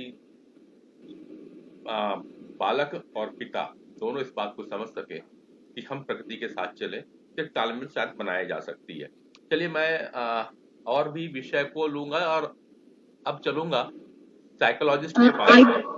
हाँ, मजुमदार जी से बात सुन लेते हैं। बस मैडम वही मजुमदार जी की बात सुन लेते, क्योंकि पांडे जी अब हमें थोड़ा सा टाइम को भी, क्योंकि मैं जो है मजुमदार जी के बाद थोड़ा सा कंसाइज करके समराइज कर दीजिएगा। मैडम मैं आप 10-5 मिनट का समय और लेंगे। मैं बिल्कुल मजुमदार जी के पास चल रहा हूँ क्योंकि अब सारी बात सुनने के बाद मजुमदार जी का ही समय आ जाता है। तो मजुमदार जी आप हैं यहाँ पे और मजुमदार जी जब तक आए माइक को ऑन करें, मैं कुछ चीजें मजुमदार जी के पास रखूंगा। बातें तो सुन लिया है मजुमदार जी ने। मजुमदार जी और मैडम इस बात को मानते हैं कि बुढ़ापा केवल झुर्रियों से नहीं आ रहा है, बल्कि बुढ़ापा अपने साथ कई बड़ी बड़ी चुनौतियां लेकर के आता है। जिस तरह से भी आप बात करते हैं, क्राइम ओल्ड एज में बढ़ जाते हैं, घर के अंदर में उनके ऊपर में ज्यादतियां बढ़ जाती हैं। मैं कुछ डाटा को देख रहा था तब मजुमदार जी ये पाया कि करीबन 60% बुजुर्ग ये मानने लगे हैं कि हमें बुढ़ापा आ गया और हम बुढ़े हो रहे हैं तो हम पे तो ज्यादतियां होंगी ही होंगी। डाटा ये भी कहता है कि लगभग 35% बुजुर्ग जो है केवल अपने बेटे द्वारा सताए जाते हैं और 21% जो है वो बहुएं रिस्पॉन्सिबल होती है अपने सास और ससुर को प्रताड़ित करने में। तो और एक बात और भी, जब मैं बात कर रहा था कुछ लोगों से मजुमदार जी, तो ये भी आए कि आज का युवा जो अपने पेरेंट्स के साथ में रहता है, वो तो ये कहते हैं कि मेरे माता पिता मेरे साथ रहते हैं, हालांकि डॉक्टर गंभीर सिंह बड़े अच्छा कहते हैं कि मैं अपनी माँ के साथ रहता हूँ। तो ये एक बहुत अच्छी बात है, सोच बदलने की बात है मजुमदार जी। लेकिन एक बात ये भी आई कि लगभग 1/4 जो बुजुर्ग हैं कि देखभाल करने वाले जो व्यक्ति हैं बुजुर्गों की देखभाल, उसमें से 25% लोग ये मानते हैं कि जब बुजुर्गों की देखभाल करते हैं तो हमारे अंदर कुंठा का भाव हो जा रहा है, हम चिड़चिड़ा हो रहे हैं। ये एक बात मुझे और सुनने में आई थी। और लगभग 35% लोगों को अपने बुजुर्ग की सेवा करने में कोई खुशी नहीं होती है। मजबूरी में करीबन 30% लोग मात्र मजबूरी में, चाहे कोई भी मजबूरी हो, उसमें अपने माता पिता की सेवा कर रहे हैं या दादा दादी की सेवा कर रहे हैं। तो चलिए मजुमदार जी, सारी बातें मैंने रखी है इस मंच पे, मैं आपसे चाहूंगा कि इस पे प्रकाश डालें थोड़ा सा, ऐसा क्यों हो रहा है और क्या हो सकता है एक साइकोलॉजिस्ट होने के नाते। और एज की और मुझसे पहले आप कदम रख रहे हैं। नमस्कार, मैं अपना परिचय दे दूं। सबसे पहले मेरा नाम अमृत मजुमदार है और मैं एज अ क्लिनिकल साइकोलॉजिस्ट काम करता हूं एक हॉस्पिटल में, एक साइकियाट्री हॉस्पिटल में मैं काम करता हूं एज अ क्लिनिकल साइकोलॉजिस्ट। और इससे पहले मैं फार्मास्यूटिकल मार्केटिंग में था और वहां से मैं रिटायर हुआ एज अ सीनियर मैनेजर, और रिटायर हुए भी मुझे 8 साल हो गए। और पिछले 5-6 सालों से मैं एज अ साइकोलॉजिस्ट में काम करता हूँ। जहां तक इस विषय का सवाल है, ये बहुत इंपॉर्टेंट विषय और मेरा प्रिय विषय है। मैंने शुरुआत में ये सोचा था कि बुजुर्ग व्यक्तियों को जो है घर में तो सबसे ज्यादा निग्लेक्टेड होते हैं और मेरा एक स्पेशल कंसिडरेशन होना चाहिए उनके लिए, उनके मेंटल हेल्थ के लिए। एक बहुत इंपॉर्टेंट बात कही पांडे जी ने कि लोग मजबूरी में सेवा करते हैं अपने घर के बुजुर्गों की। इसके बारे में एक साइकोलॉजी में एक हमारा एक कहना होता है या सीख होती है, लर्नेड बिहेवियर। बेसिकली साइकोलॉजिस्ट जो होते हैं वो थॉट्स, इमोशंस, फीलिंग्स और बिहेवियर पे काम करते हैं। हम लोग थॉट्स ठीक करते हैं तो जिससे इमोशंस ठीक होते हैं, फीलिंग्स ठीक होती है और फिर बिहेवियर ठीक होता है। लेकिन एक लर्नेड बिहेवियर होता है। लर्नेड बिहेवियर का मतलब ये होता है कि घर में बच्चा जो देखता है वही सीखता है। एक एग्जांपल ये है, जैसे जिस घर में एक परिवार का मुखिया नशा करता है तो उसमें ये पूरी संभावना है कि उस घर के बच्चे नशे की तरफ झुकाव रहेगा। या परिवार में एक मुखिया अगर बहुत गुस्सा करता है, एंगर उसका एक ट्रेट है, रेगुलरली ज्यादा गुस्सा करता है, तो गुस्से को नॉर्मल माना जाएगा उस घर में और बच्चे भी गुस्सा सीखेंगे। It is called learned behaviour. अब मैं बुजुर्गों की तरफ आता हूं। जिस परिवार में बड़े मतलब मिडिल एजेड और यंगस्टर्स अपने बुजुर्गों का ख्याल रखते हैं या बुजुर्गों का दवा पानी करवाते हैं या उनके इमोशंस का या उनके फीलिंग्स का ख्याल रखते हैं, उस घर में बच्चे भी ये चीज सीखेंगे, बिगर बताए या बिगर सिखाए। This is a learned behaviour. और जब ये बड़े होंगे तो ये भी अपने पेरेंट्स का ख्याल रखेंगे। तो इंसिडेंटली जो नया लाइफस्टाइल है, जहां लोग ज्यादा मोबाइल और सोशल मीडिया में चिपके रहते हैं, वहां पे ये चीजें कम हो गई है और उस वजह से हर घर में ये समस्या हो गई जहां बुजुर्गों का ख्याल कम रखा जाता है या बुजुर्गों के इमोशन का ख्याल नहीं रखा जाता और उस वजह से वो लोनली फील करते हैं और कई बुजुर्ग तो मानसिक रोगी भी बन जाते हैं इस वजह से। तो ये एक चैलेंजिंग सिचुएशन है हम सबके लिए, और खास तौर पे इस एज में, जब मेरे खुद की उम्र 63 साल की है, इस एज में अगर हम 30-35 साल के बच्चों को कम से कम ये बताएं और ये समझाने की कोशिश करें कि ये लर्नेड बिहेवियर जो है वो अगर हमारे छोटे बच्चों के अंदर आया तो ये फ्यूचर हमारा कोई बहुत अच्छा नहीं, हमारे बुजुर्गों का फ्यूचर कोई बहुत अच्छा नहीं है। तो behaviour has to be demonstrated. ये बिहेवियर दिखाना पड़ेगा बच्चों को जिससे कि वो सही डायरेक्शन में चले और आने वाली जनरेशन, जो बुजुर्ग जनरेशन है, उसका लाइफ कंपैरेटिवली इजी हो। क्योंकि अब जब इंक्रीज लाइफ स्पैन या इंक्रीज मेडिकल फैसिलिटी की वजह से लोगों की उम्र बढ़ती जा रही है, डेथ रेट कम हो रहा है और बर्थ रेट तो खैर ठीक है मेंटेन्ड है, लेकिन बुजुर्ग पॉपुलेशन बढ़ने वाली है। और इस पॉपुलेशन, जैसे प्रीवियस स्पीकर्स ने भी कहा कि आध्यात्म और विभिन्न अवस्थाएं जो अगर हम अपनी लाइफ में डालें या ये संस्कार दें बच्चों को, तो निश्चित रूप से फ्यूचर जो है बुजुर्गों का वो ज्यादा अच्छा होगा। तो ये लर्नेड बिहेवियर जो है that has to be taken care. वो एक ख्याल रखना इम्पोर्टेंट है घर में, और जो कि इमीडिएटली किया जा सकता है। हम बहुत सारी चीजें करें, बहुत सारी प्लानिंग करें, ये तो पॉसिबल है अच्छे फ्यूचर के लिए, लेकिन जो हम तुरंत कर सकते हैं वो ये है कि अपना खुद का व्यवहार तुरंत करेक्ट करें और जिससे कि बच्चों के अंदर अच्छे संस्कार आए और फिर जब हम बूढ़े हों या हमारे बच्चे बूढ़े हों, वो बुजुर्ग होए, तो उनके बच्चे उनका ख्याल अच्छे से रखें। बस मैं यही कहना चाहता था एक साइकोलॉजिस्ट पॉइंट ऑफ व्यू से।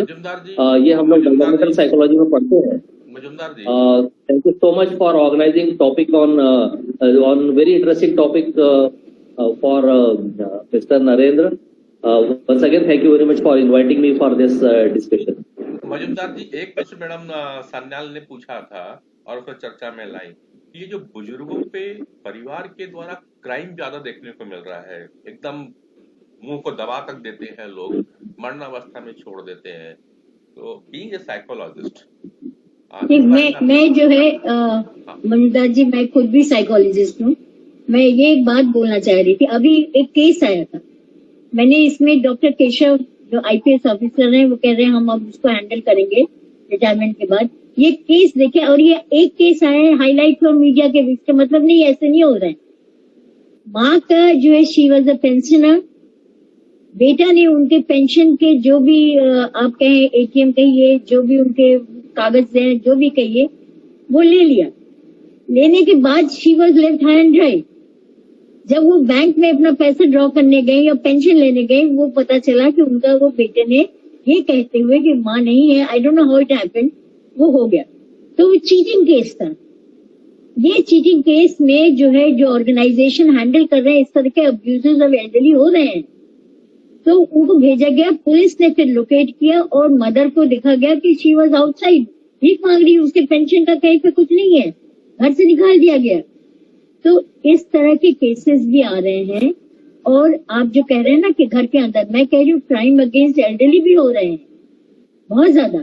अभी मैंने एक पेपर में और देखा कि दादी को और उसकी पोती को मार के चले गए, घर के अंदर के ही मेंबर।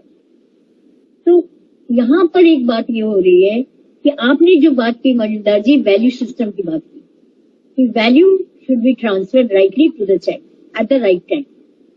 पर आप ये बताइए, इस तरह के केसेस जो हो रहे हैं, यहाँ पर जो है, जो मेरा सोच है पांडे जी, जो सोच है, जो हम लोग थ्रू दिस सेमिनार कहिए या सेमिनार से निचोड़ आ रहा है, मॉडल बनाना है कि जो एल्डरली है उनके अंदर एक ऐसे रेजिलियंट सिस्टम बनाए, वो अपने को समझे, अपने जो है क्या सही है क्या नहीं है उसको समझे, अपने को इंडिपेंडेंट करें। ये भी बहुत जरूरी, मेंटल स्ट्रेंथनिंग इज नीडेड। ये मेरा सोच है। हाँ पांडे जी।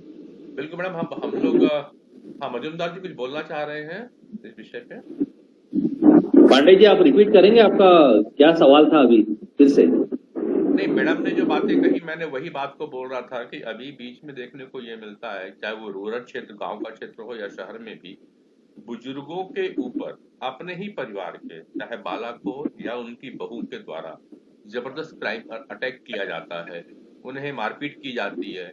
अभी जैसे कि मैडम ने कह रहा था कि दिल्ली में ही घटनाएं घटना हमको यहाँ भी देखने को मिलती है, अखबारों में अपन पढ़ते हैं कि पूरा पेंशन तक का पैसा रख लेते हैं और उन्हें छोड़ दिया जाता है। मतलब उस बुजुर्ग के लिए दवाई नहीं लाई जा सकती है, उसका पेंशन का पूरा पैसा अपने और किसी काम में बेटा या बहू लगा देते हैं।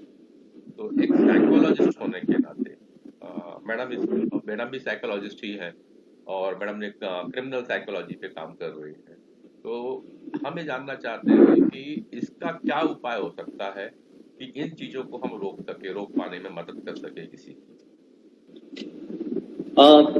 देखिए, जो इंडियन सिस्टम है, इस सिस्टम में विजिलेंस का कुछ खास रोल नहीं है। दूसरे शब्दों में, जैसे दूसरे देशों में विजिलेंस होता है या ध्यान रखा जाता है बुजुर्गों का, खास तौर पे उनका रेगुलर मेडिकल चेकअप होता है, रेगुलर फॉलोअप होता है। ये हमारे देश में सिस्टम नहीं है और उस वजह से अगर किसी के साथ कोई अन्याय होता है या परिवार का मेंबर क्राइम करता है तो इसका कोई मॉनिटरिंग नहीं होता है और उस वजह से इस चीज को बढ़ावा मिलता है। और जैसा मैंने कहा कि लर्नेड बिहेवियर होता है, परिवार का अगर एक सदस्य कुछ बदतमीजी करे या क्राइम करे बुजुर्ग के साथ, और अगर ये परिवार में नॉर्मल हो जाए, तो इसको नॉर्मल माना जाए, तो ये बहुत बड़ी समस्या करता है बुजुर्गों के लिए। तो इसका एक कारण यह है इनसेंसिटिविटी, या हिंदी में क्या कहते हैं मेरे को ज्यादा ध्यान नहीं है, insensitivity towards the elderly people. लोग ये भूल जाते हैं कि भाई एक दिन मैं भी बुजुर्ग होऊंगा और मेरे साथ भी ऐसा हो सकता है, ये चीज लोग भूल जाते हैं। लोग इमीडिएट गेन्स क्या हो रहे हैं उसको उसकी तरफ ध्यान रखते हैं और उस वजह से ये क्राइम्स जो ये बढ़ रहे हैं। लेकिन इसका एक ही उपाय है, बहुत इम्पोर्टेंट उपाय, वो ये है कि विजिलेंस रखा जाए। थोड़ा अड़ोस पड़ोस में भी लोग ध्यान रखें कि how their elders are treated in their homes. ये एक सबसे इफेक्टिव तरीका है जो कि काफी कारगर सिद्ध हो सकता है अगर लोग विजिलेंट रहें और कंप्लेंट करें या इन्फॉर्म करें कंसर्न अथॉरिटीज को कि भाई इस घर में इस बुजुर्ग के साथ में सही नहीं हो रहा है, तो करेक्टिव स्टेप्स लिए जा सकते हैं क्योंकि प्रोविजंस हैं, कानून बने हुए हैं बुजुर्गों की सुरक्षा के लिए, तो इसका डेफिनेटली उपाय किया जा सकता है। लेकिन ये अवेयरनेस और विजिलेंस, ये दो चीजें इंपॉर्टेंट, अगर इसमें लोग एक्टिव होंगे तो निश्चित रूप से ये चीजें कम की जा सकती है। लेकिन again I will focus on the learned behaviour. ये बिहेवियर हम लोग एक दूसरे से सीखते हैं जाने अनजाने में, और फिर ये बड़ों के लिए या बुजुर्गों के लिए काफी तकलीफदायक सिद्ध होता है। तो इसके लिए विजिलेंस बहुत इंपॉर्टेंट। जी मजुमदार जी, चलिए समय भी अब एंडिंग की ओर जा रहा है, तो मैडम आप कुछ बोलना चाह रही है, फिर मैं आगे की अब समापन की ओर चलूंगा। मैं बस बहुत ही अच्छा लगा पांडे जी, और इसमें से कुछ पॉइंट्स हमने निकाले हैं। मेरे दिमाग में बस एक ही बात बार बार आ रही है कि देखिए ये जो है, हम लोग जो पॉजिटिव एजिंग की बात करें, घूम के फिर वही आ रही हूँ मैं। पॉजिटिव एजिंग में क्या होता है कि जो हम समझते हैं कि इंसान एज हो गया, ये गलत है, ये गलत है, क्योंकि साइंस ये सिखा रहा है कि ब्रेन जो है और फर्दर डेवलप करता है। जो सर्वल कॉर्टेक्स है, जो राइट एंड लेफ्ट हेमिस्फीयर है, ये गंभीर जी भी जानेंगे, बैठे हैं, कि ये दोनों मर्ज कर जाते हैं, जिससे इंसान ज्यादा सोचने लग जाता है। आश्चर्य की बात है कि जब हमारी कम उम्र थी तो हम गृहस्थी संभालते थे, दफ्तर संभालते थे, अपने को संभालते थे।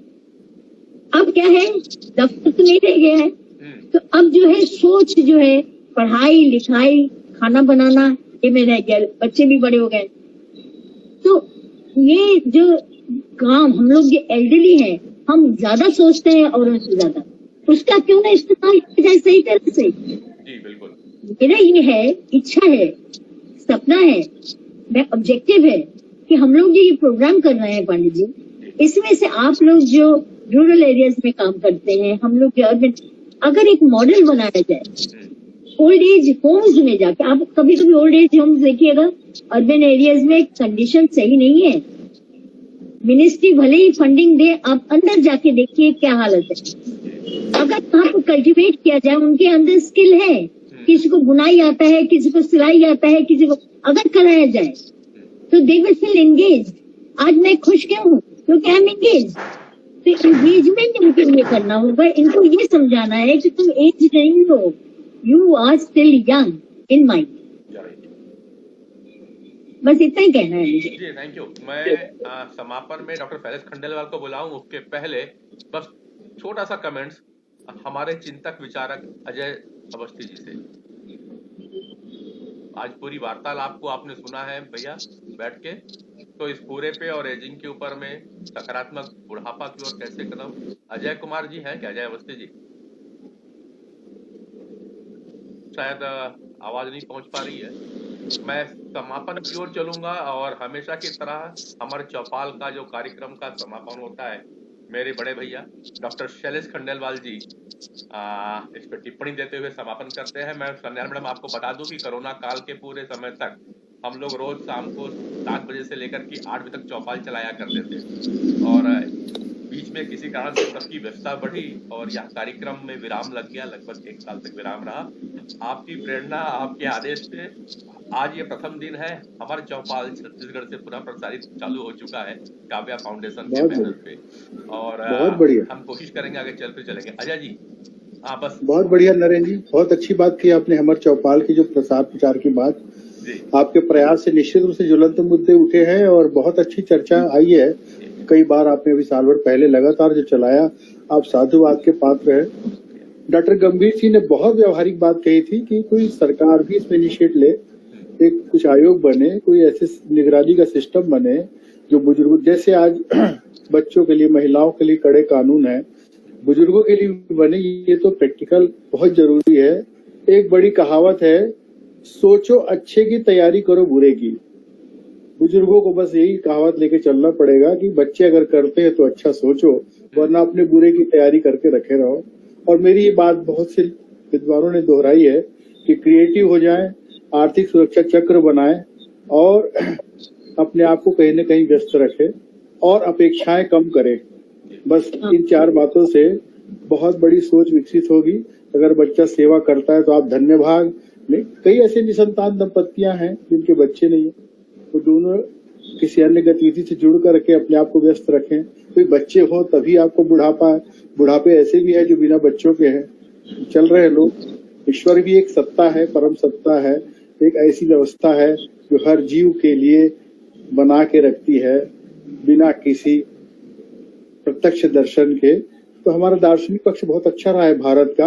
हम उस दार्शनिक पक्ष से जुड़े, आध्यात्मिक पक्ष से जुड़े, स्पिरिचुअल ग्रोथ बढ़ाते चले जाएं और क्रिएटिविटी बना के रखें। और बहुत अच्छी बातें सबने कही, मैडम शोभा ने भी कही, शैलेंद्र जी ने भी कहा कि बच्चों के साथ तो बच्चे हो जाते हैं, बड़े आनंद की बात है ये।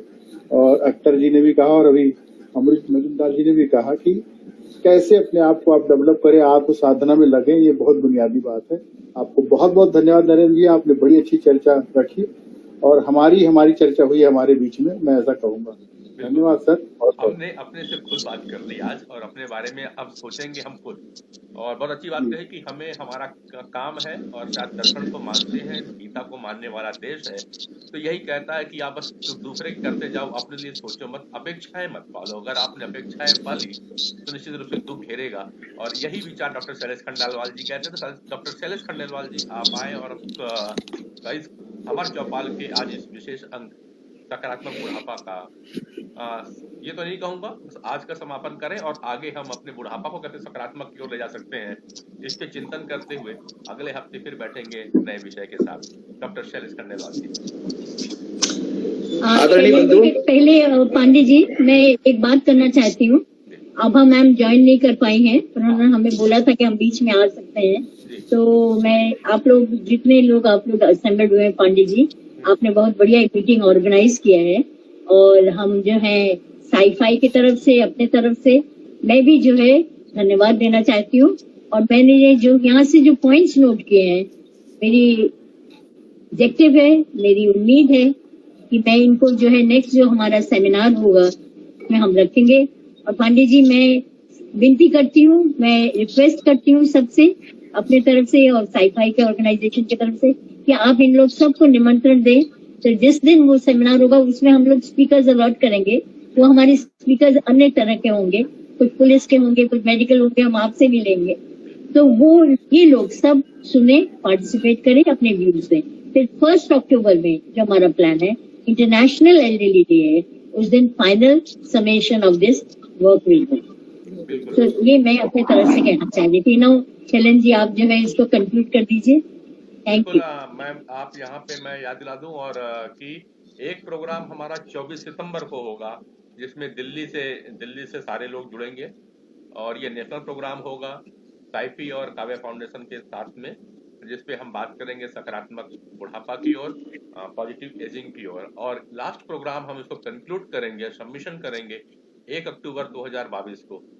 तो इसके साथ ही मैं डॉक्टर शैलेश खंडेलवाल जी को आमंत्रित करता हूँ आज के प्रोग्राम के समापन। शेफाली आदरणीय बंधु, जो आप लोग सब इसमें जुड़े, जैसे अजय जी ने कहा, जो प्राप्त है वो पर्याप्त है, यही एक गुरु मंत्र है।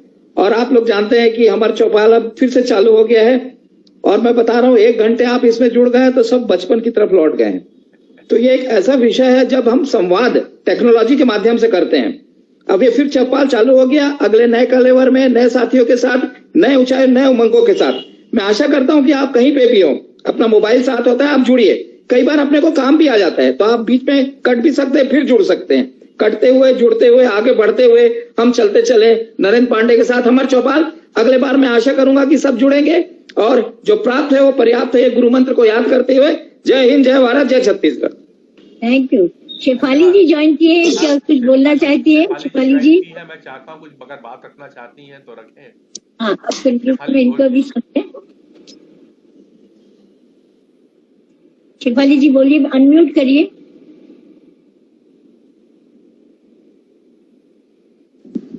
नमस्कार, प्रणाम लोगों को। नमस्कार। हाँ हाँ, मुझे तो मैं अभी देख रही व्हाट्सएप, मेरा टोटल अभी चल नहीं रहा था, अभी तुरंत मैंने खोला तो अभी देखा, लिंक देख के मैं ज्वाइन करी। और किस विषय पे भी हो रहा है वो भी मेरे को नहीं मालूम, मैं देखी नहीं थी। अभी जस्ट मैंने लिंक को देख के ही मैंने चालू किया। पॉजिटिव एजिंग पे हो रही है मैडम जी, पॉजिटिव एजिंग पे हो रही है। सुनाई तो नहीं दे रहा है। पॉजिटिविटी पे, ओके ओके। पॉजिटिव एजिंग पे हो रही है शेफाली जी। विषय है सकारात्मक बुढ़ापा। जल्दी हम अच्छा, सकारात्मक बुढ़ापे की ओर जाते हैं तो डिप्रेशन और न जाने क्या क्या दिमाग में आने लगता है, नकारात्मक बातें ज्यादा आती है। तो यह मंच आज डिवोटी था सकारात्मकता की ओर। जी जी, सकारात्मक। असली में क्या है ना, हम जो रिटायर्ड लोग, मतलब जो अपना सेवानिवृत्त हो चुके हैं, तो सभी लोग अगर सेवा के थोड़ा सा एक कदम आगे अगर सेवा दे तो उसमें मेरे ख्याल से उस माने पॉजिटिविटी उनमें बहुत मिलती है। उसमें आगे जाना चाहिए, वृक्षारोपण करना चाहिए, पर्यावरण हर चीज में ध्यान दे। मेन तो है अपना योगा, अपने स्वास्थ्य के लिए योगा। सुबह उठ के और सूर्य उदय के पहले तो उठना चाहिए, उठ के और ईश्वर का पहले तो जय श्री राम, अगर अपन जो भगवान को मानते हैं, राधे राधे जय श्री राम बोलते हुए हमको उठना चाहिए।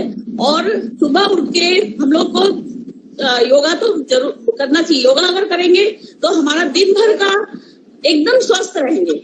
और दूसरी बात, हम लोग जो भी सेवा देते हैं, तो सेवा के साथ साथ हम लोग उसको असेसमेंट भी करें। रात को सोते समय हम ये भी ध्यान दें कि आज हमने कितना मतलब पॉजिटिव कितना काम किया है क्या, और उससे एक कदम आगे दूसरे दिन भी हम लोग सोचे तो हमारा जो शरीर में जो बीमारी है, जो तकलीफ है, शायद वो तकलीफ भी हमें नहीं होगा। और हम लोग एक कदम आगे हर कोई अगर करेगा हमेशा स्वस्थ रहेंगे।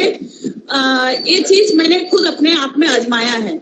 और आज मैं और मेरे मिस्टर जो है वो भी 2016 में रिटायर हुए हैं। हम लोग दोनों सेवा में हैं, तो हम लोग अपने आप को बहुत स्वस्थ महसूस करते हैं। मेडिसिन चलती है, बीपी वगैरह सब है, उसके साथ हम अपने आप को स्वस्थ महसूस करते हैं। हॉस्पिटल हम लोग उतना ज्यादा जाते नहीं है, योगा में ही हम लोग और सेवा में ही हम लोग लगे रहते हैं, तो स्वस्थ रहते हैं। तो हम लोग, मैं यही चाहूंगी जितने भी सेवानिवृत्त लोग हैं तो वो जरूर योगा क्लास तो ज्वाइन करें, हास्य क्लब भी ज्वाइन करें और एक कदम आगे सेवा में आगे आए। बस मैं इतना कह के अपने जवाब का ध्यान देती हूँ। थैंक यू शेफाली जी।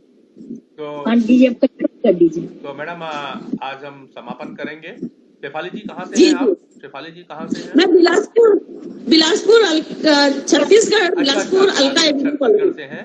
चलिए, तो बहुत अच्छा लगा आपसे। अभी आज अनूप पांडे जी किसी कारण से नहीं आ पाए थे, विवेक दुबे जी थे बिलासपुर से। अच्छा। हम लोग हर गुरुवार शाम 5 बजे इसी कार्यक्रम में बैठते हैं और लिंक भी लगभग वही रहेगा। अगर आपके पास में लिंक नहीं पहुंच पाए किसी कारण से, तो जो लिंक आज पहुंचा है हम उसी लिंक पे अगले हफ्ते पुनः ज्वाइन करेंगे। शाम 5 से 6 बजे तक प्रत्येक गुरुवार हमारे चौपाल एक मैं फिर हाजिर हो जाऊंगा। नरेंद्र पांडे। नमस्कार सभी को, बहुत बहुत नमस्कार। मेरे तरफ से बहुत बहुत नमस्कार, बहुत बहुत धन्यवाद पांडे जी, आपने इतना बढ़िया मीटिंग कंडक्ट किया। Thank you very much.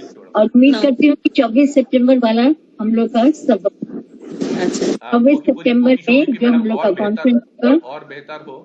मेरे साथी, दो साथी जो कि एक रूरल क्षेत्र पे हैं, पत्रकार हैं, डॉक्टर मिस्टर अखिलेश नामदेव जी, सहारा न्यूज देखते हैं।